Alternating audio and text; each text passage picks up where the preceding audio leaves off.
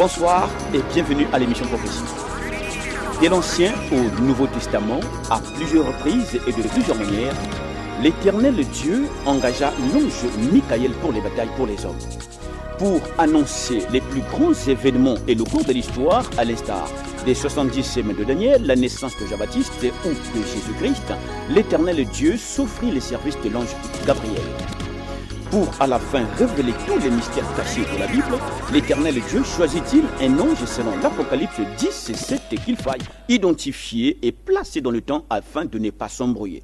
C'est donc pour dépouiller le mystère de l'Apocalypse 10 et verset 7 que je reçois sur ce plateau ce soir le pasteur Francis Tunona.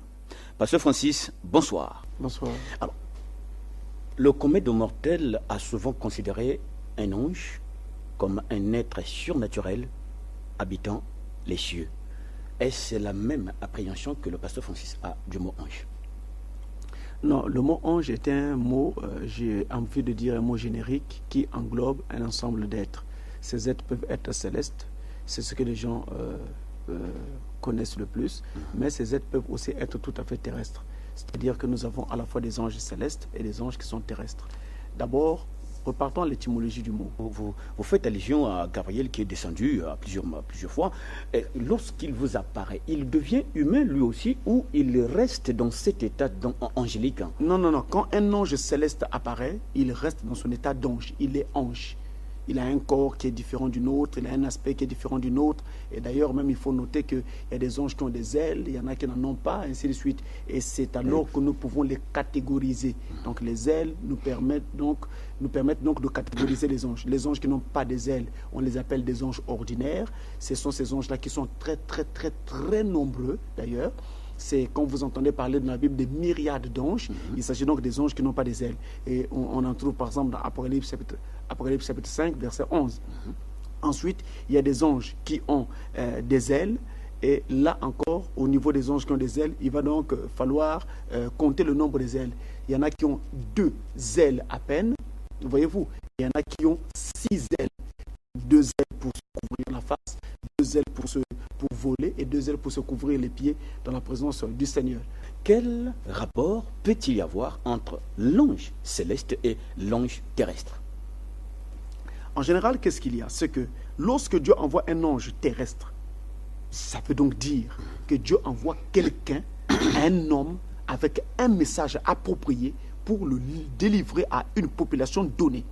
Cet homme-là va jouer le rôle de prophète en général. Donc c'est un prophète que Dieu vous envoie. Donc un être humain qui va jouer le rôle de prophète. C'est le cas de Moïse, le cas d'Ésaïe et le cas, en ce qui nous concerne dans ce temps d'histoire, de William Marion Branham.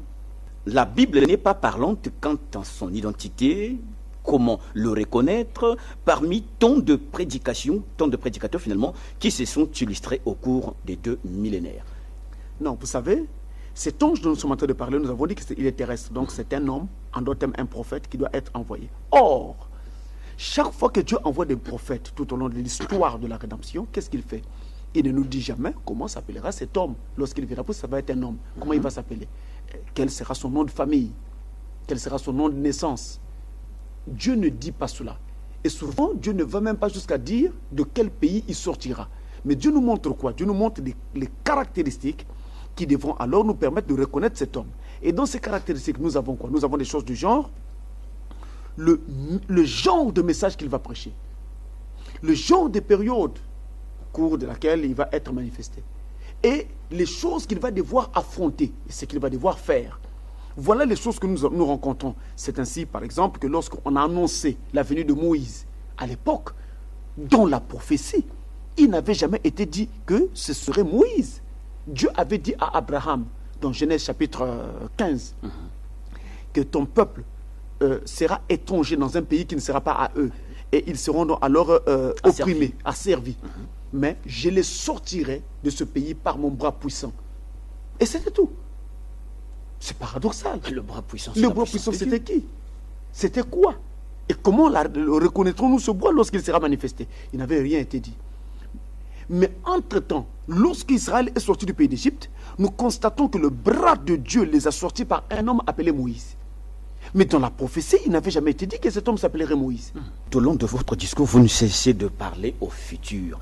Devons-nous comprendre, alors que les églises prêchent encore le baptême au nom du Père, Fils et Saint-Esprit, devons-nous comprendre que cet ange que nous attendons, ou que l'église de Christ attend, n'est-il pas encore venu? Non, il était déjà venu. Il était déjà venu. Mais les gens ne l'ont pas reconnu.